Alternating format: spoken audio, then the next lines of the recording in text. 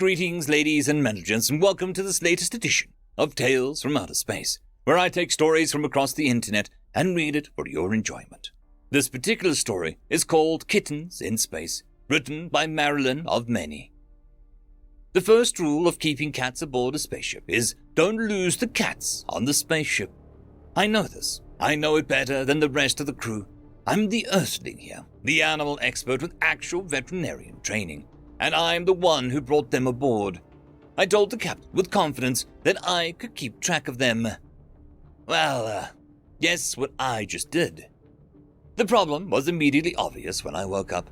Every morning for the last few days had started with cutesy kitten pounces and thumps as they batted toys around the room. Sometimes I'd get the tail in my face, other times I'd hear a crash as they discovered how to reach another yet high shelf.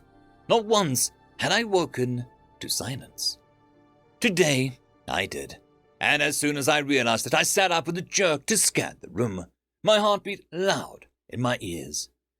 Catnip mice and bone balls were everywhere. My shoes were still in the coat hooks. They hadn't managed to knock them down yet. Nothing was swatted off the shelves, and no kittens lay on the floor dead after eating alien food. So, at least there was that. But where were they? I moved my feet towards the door, disturbing a lump that mewed sleepily. Tapestry, the mom cat, was curled up by bed. I hadn't seen her, and now that I wasn't jostling the blankets anymore, she curled back up for some hard-earned rest. But no kittens. I stroked her tabby fur and looked for smaller balls of fluff, but found none. She didn't seem worried. Hopefully, that was a good sign. I stood and hurried to the bathroom. My quarters were small, basically just the 2 rooms, since I spent most of my time with the rest of the crew. There really shouldn't have been any good hiding spots that I hadn't already blocked off. The bed didn't even have a space underneath it. That's where my clothes drawers were, and I'd made sure the little fluff brains couldn't open those on their own, much less close them again. They weren't in the bathroom, not in the closed-lid toilet, or the space-age shower stall, or the cabinet of supplies. Not in the trash can, again. They hadn't gotten closed in the foldable sink. I always left it sticking out of the wall. Where were they? They couldn't have gotten out into the hallway. No, just not possible. I would have heard if someone inexplicably opened the door to my quarters without knocking. Not that anyone would, especially while I was asleep. I told myself that there was no way that they could be wandering the ship and getting stuck in the engine room. Mimi would notice animals hiding amongst his engine parts. Heck, the entire ship was bound to have someone around, ready to spot the furry little troublemakers, no matter how stealthy they were. I was pretty sure that they resembled food on at least one homeworld. My crewmates weren't the sort to hurt them, though. Everyone knew full well that I had them here. The kittens wouldn't be mistaken for pests. Hopefully. I really don't want to announce it to everyone that I've lost them, I thought, leaving the bathroom. They've got to be in here somewhere. What am I missing? I surveyed the toy-covered room, trying for the upteenth time to see cat-proofing opportunities that I hadn't addressed. Bed, bookshelf, other shelves, bedside table with a lamp bolted down, desk and chair. The litter box was in the bathroom, with the food and water dishes along the wall beside me. There were no curtains to climb, and hardly any decorations. Just the digital window with its chunky gold frame. Someone's second-hand idea of glass, and the fake plants on the shelves. The bite marks on those weren't new. But the positioning was. I stepped closer, staring and second-guessing, and yes, they were definitely pushed out of place. And now that I thought about it, the digital frame was slightly crooked too. The spectacular alien sunset with the planetary rings in the background was out of alignment with the corner of the room, like someone had stepped on it. Now, where would they, I froze in place, feeling stupid. Right. Ever look at something so often that you stop noticing it?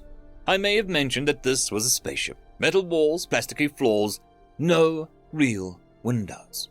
The ceiling covered in twisted pipes. I hadn't considered cat-proofing the ceiling. It was too high to reach, and surely not the kind of place the kittens would hide. But as I stepped onto the bed and brought my face up close to the lowest curve, I realized that the faint engine sound I'd long gotten used to sounded an awful lot like purring. There they were. All 5 of the fuzzy little bastards were snuggled up in a happy pile amongst the pipes without even a care in the world. They meeped sleepily when I stuck my hand in. "I can't believe you," I murmured. They ignored me. The air was warm, but not hot, and the pipes were vibrating faintly. While Captain Sunlight had assured me that there was no radiation to worry about, I figured I couldn't hurt to double-check. Sleeping on the top of the things could easily be a different prospect than sleeping in the bed below. "All right, down for now," I told them, scooping up the kittens despite their protests and setting them on the bed. "Be good little fluff brains and sleep here while I, No, of course not." They were already tumbling to the floor with a strident mews for food. Tapestry stretched and jumped down as well. I sighed and got out the cat food. If I was quick about it, I could get out the door before they tried following me. The net I tried to rig up as a baby gate hadn't stopped them crawling under. "Good kitties," I said, tugging my shoes on as they ate. "You behave yourselves. I'm just going to make sure that your favorite new hiding place isn't going to give you extra eyeballs or something. Maybe I'll set up a shelf there so that you don't fall on my face during the night." I slipped out the door just as the first kitten finished eating. Appropriately enough, it was a grey shorthair who Mimi had insisted I name after him. There weren't any green cats in the litter, so grey was close enough. "Yee," declared Mimi the cat as the door closed. "Yep," I agreed. Once I was sure that the latch wasn't about to pop loose, I took long strides towards the engine room. My heartbeat was totally calm and normal. Why do you ask? End of story. Story number 2. Please alter this course of action. Written by the cursor hasn't moved. Dearest Quackzilla, this method of communication, archaic though it may be, has something of a personal touch. However, it is also a very good way of establishing a record of communication. To wit, please alter this chosen course.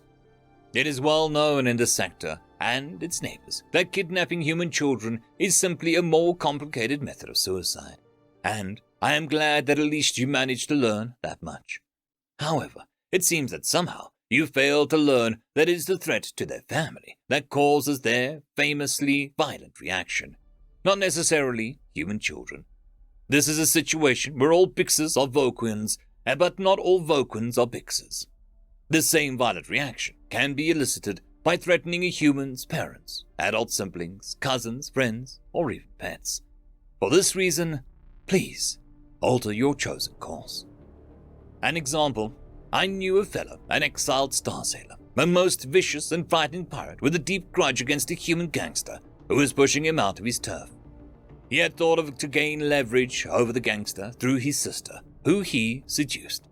When the sister learned that he did not love her, the gangster flew into a rage and shot himself in a torpedo.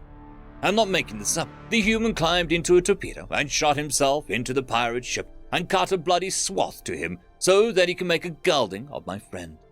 He did this because the loveless seduction was a threat to the mere reputation of his sister.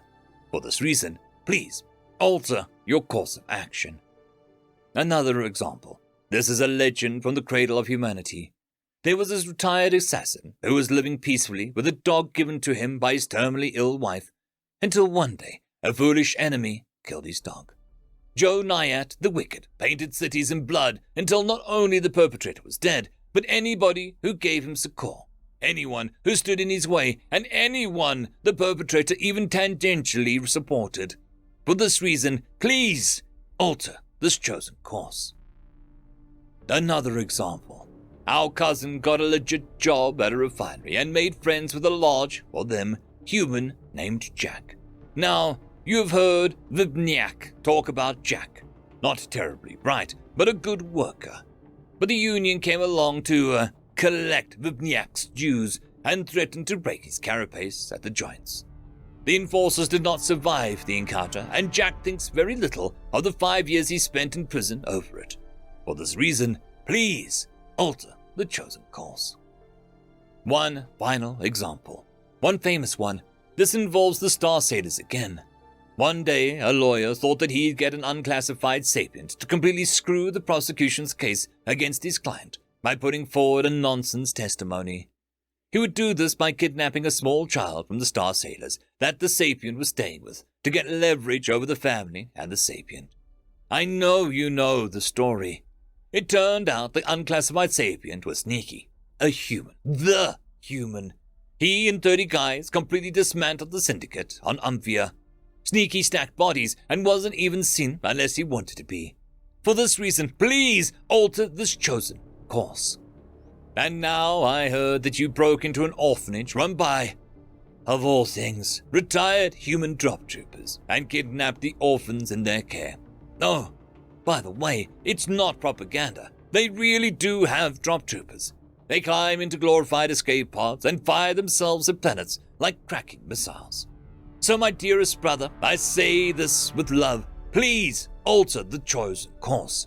It doesn't matter that the children aren't human. Those are their children, and they will come and get them.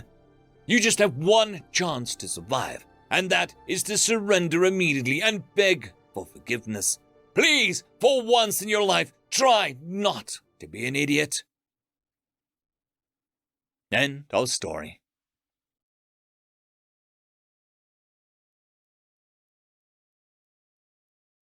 I'd quickly like to thank the T5 channel members and patrons. Caspar Arnholtz, Cam Maxwell, Lord Azrakal, Dragzoon WRE, Holly Sister, Ambrose Cattell, and Quantum Wednesday. Thank you very much.